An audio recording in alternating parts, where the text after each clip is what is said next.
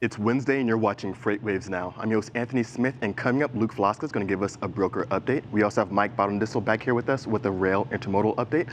But first, we're going to go to Zach Strickland with a carrier update brought to you by PowerFleet. Stay tuned.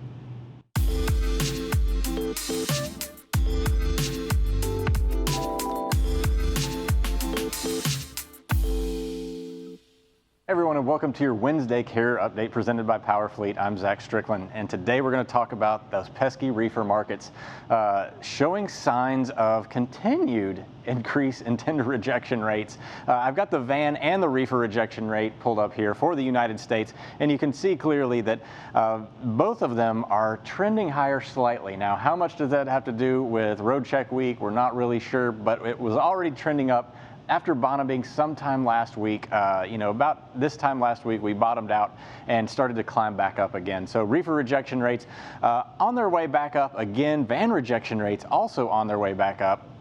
And again, it's kind of unseasonal for this to be happening at this point in time. We normally see tender rejection rates for both modes start to slide on into August as they slowly stabilize a little bit before that fall kind of volatile struggle through August and September. So breaking down the regions of where we're seeing some of this destabilization in the reefer markets, obviously, I think the important thing to note here is that not everything is moving evenly throughout the country. We've got in the Southwest, you can see in the orange line right there, the reefer rejection rate for the Southwest popping right there to 36.47%. The Southwest region encompasses Texas, Oklahoma, Arkansas, that area of the country towards, rides along the Gulf Coast a little bit before hitting the West Coast. New Mexico is in that one as well. Not a big reefer market, however, but the Southwest region has been showing some of the strongest signs of destabilization, therefore increased spot market activity, increased spot market rates, etc. The West Coast, however, in that blue line that you're looking at, you can see that things are starting to stabilize a little bit. Now, there's still the second highest rejected freight market in the, or freight region in the United States for reefer carriers at the moment. So keep that in mind. But you see the rest of them right there, Southeast, Northeast, Mountain Prairie, et cetera, all kind of hovering around that 16 to 19% tender rejection rate, slightly trending higher, but not necessarily with a big move upward like the Southwest is. And that West Coast, of course, is where the produce markets are. We're starting to see that kind of die down a little bit. We'll hit on that here in a minute. Looking at reefer rejection rates changing throughout the United States right now. This right here is a list of the largest change in tender rejection rate for reefer carriers in the market. And you can see Memphis, Houston, Quincy, Illinois, Little Rock, all topping the list with the biggest change of reefer rejection rates throughout the United States. You can look over there in the map and you can see all those blue, those dark blues right there. That's where we're seeing the most significant or largest increase in tender rejection rate for reefer over the last little bit. You can see it's kind of scattered throughout the country right now. Again, that big dark blue section there around Memphis, Little Rock, Houston, all showing pretty strong increases in tender rejection rate at the moment. I've got a few of those pulled up down there. I've got Houston as well as Memphis pulled up right there. You can see that it is trending higher, especially over the last couple of days. So anybody looking to find utilization, in the country right now, and you're a reefer carrier, the Southwest portion of the country right now starting to show some of the biggest pops in reefer rejection rates. Florida, however, you can see in that northern tier, showing actually reduction in reefer rejection rates. So don't necessarily go down there, even though that's kind of counterintuitive to what you would normally expect. But again, a lot of reefer activity down there, probably overcapacitized at the moment. Not necessarily a great market for you to go into, expecting heightened spot market activity and spot market rates. So produce season, as I mentioned, starting to wind down or showing signs of winding down right now off the West Coast. We saw those reefer rejection rates starting to really settle out of California, out of Los Angeles, et cetera. And now we can see that reflected on our weekly spot market rate reported by the USDA. You can see here coming out of Northern California, we've seen a pretty decent drop. We've got Fresno or San Francisco to Chicago. You've got Fresno to New York City, both showing sequential declines week over week in the spot market rate. That Fresno to JFK one, Fresno to New York City, definitely showing a big drop, but still relatively high and elevated. Los Angeles, a little bit, less volatile, but still stable and hovering right around those levels. So that'll do it for today's carrier update. The comprehensive logistics offerings from PowerFleet cover in-cab ELD, fleet management, trailer tracking, cargo monitoring, and tracking other assets such as chassis and intermodal containers. Power up your operations with PowerFleet.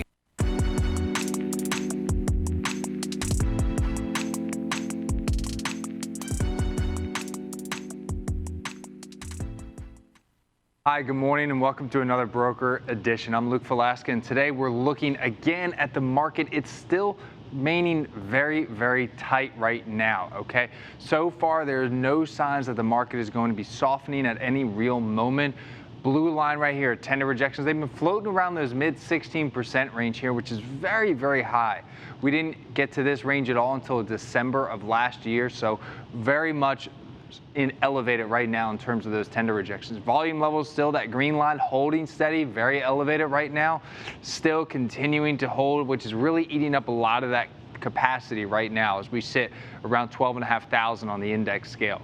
Now, going over here to our next map here, this is our money map, right? This is going to show the weekly tender rejection change. This is something that we consistently look at because remember, all areas of the country are going to be a little bit different. And what we're seeing right here, markets in red, are where there is a little bit of loosening going on. Tender rejections are actually seeing a decrease, right? That doesn't mean it's loose. It just means that relative to where it was a week ago, it is beginning to loosen a little bit. So a lot's going on here on the West Coast. California, Oregon, a lot of those areas, they're beginning to loosen up a little bit, as well as the Phoenix area and some other parts there in Arizona. So if you're moving freight in those areas, you could expect it to be slightly softer than where it was this time last week, which is a good sign. You might be able to increase your margins by lowering rates just slightly on carriers. Remember, they're still going to be fairly elevated, but you might be able to pick up an extra % or two. Now, Texas, on the other hand, is seeing the opposite effect. It's continuing to increase in dry force. We looked at El Paso yesterday, which was through the roof, leading the pack in the United States, but pretty much all along the border, but it has expanded into areas such as Houston and Dallas, Fort Worth, Austin, San Antonio, all those areas. They're apart from the Mexico-U.S. border. So that's continuing to tighten up. Also, the Southeast is beginning to tighten up further. So if you're moving freight in those areas, I'd focus on calling customers in those areas, as you might have pretty good success because they're going to have a tightening in capacity. Now, we're going to go ahead and look at the Grand Rapids, Michigan market, which has really just seen a steady rise. No real sharp increases week over week, but just steady increases pretty much since the beginning of June, and it doesn't look like it's slowing down.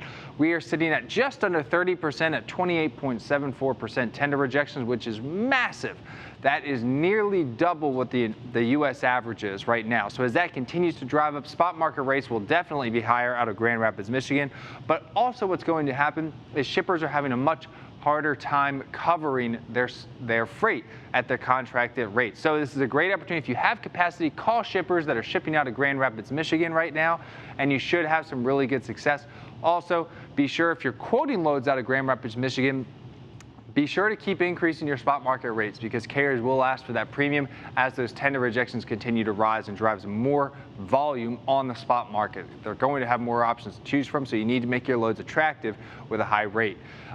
Now, comparatively, we also want to look at the volume out of Grand Rapids because tender rejections tell one piece of the story, but the volume is the other. Notice that orange line there. It's continuing to push higher and higher, and you can see there, right after the 4th of July, there was a mini dip, and then we surged right back up, if you can see that orange line there. And that's going to push, that's going to eat up a lot of the capacity as carriers have a lot of loads to choose from, and that may potentially be driving the rejections that we are seeing there as carriers have a lot of options to choose from. So if you're moving freight and you want to have a place to call, or if you don't have any customers in Grand Rapids yet, great place to call, a lot of volume, and shippers are having a very difficult time covering that freight. I'm Luke, and that'll do it for today's broker update.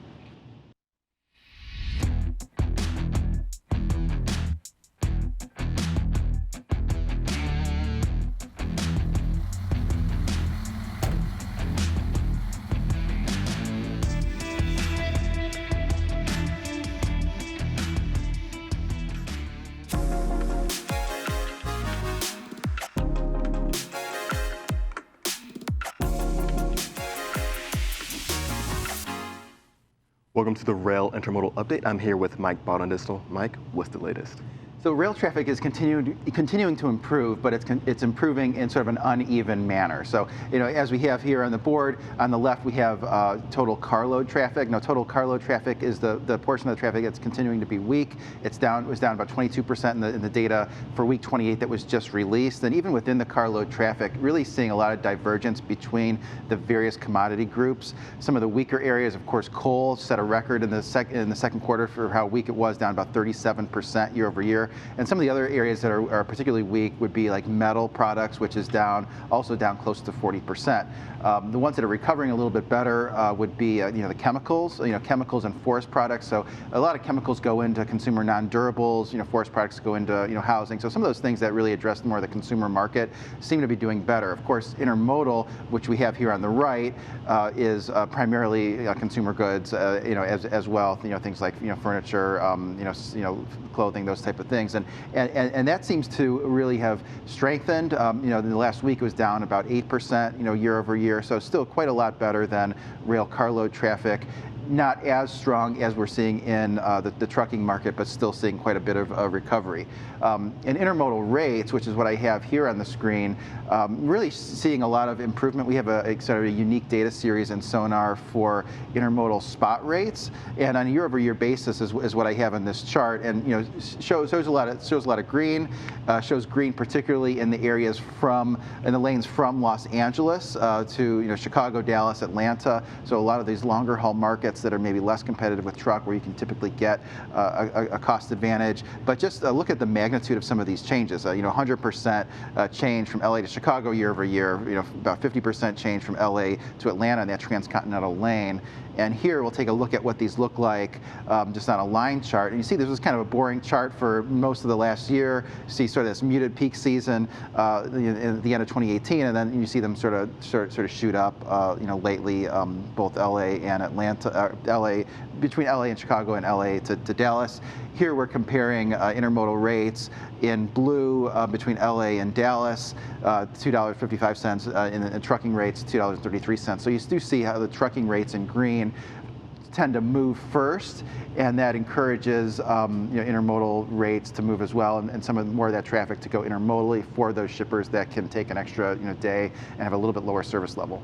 Got it. And Mike, one of the first things you mentioned were the commodity prices, or certain commodities being weaker than others. Mm-hmm. Do you think this is a long-lasting trend where we're looking at things like coal? Is this something that's going to be the common thing in the coming months? Yeah, I mean, certainly coal has been sort of the secular decliner, and that's been exacerbated recently by the low natural gas prices and just sort of the low energy prices in general. I mean, we talk a lot about oil prices being low, but natural gas prices have had a similar trajectory. So natural gas is really the base load fuel for things like electricity, but even in other rail commodities, I think those that are most impacted by capital spending, so expenditures for big pieces of machinery and those type of things. So you think about metals as being weak, and metals has really had sort of that dreaded like L-shaped recovery. It fell off, and haven't seen that move much at all. It's down close to 40%. Right, and just as you mentioned with those metals, it's going to be very indicative with capital goods expenditures, and we've seen a lot of weakness even before the coronavirus pandemic. This was something that was really struggling, so yeah. I can only imagine this being exacerbated now that we're in full force here. But Mike, thank you so much for that update. Insightful as always, we appreciate it, and thank you so much for tuning in. That's going to do it for this Wednesday edition of FreightWaves Now, but the content does not stop here. We're always streaming around the clock, so check out our FreightWaves TV app on all your favorite streaming platforms, including Apple TV. Thank you so much for tuning in, and we'll see you on the next episode.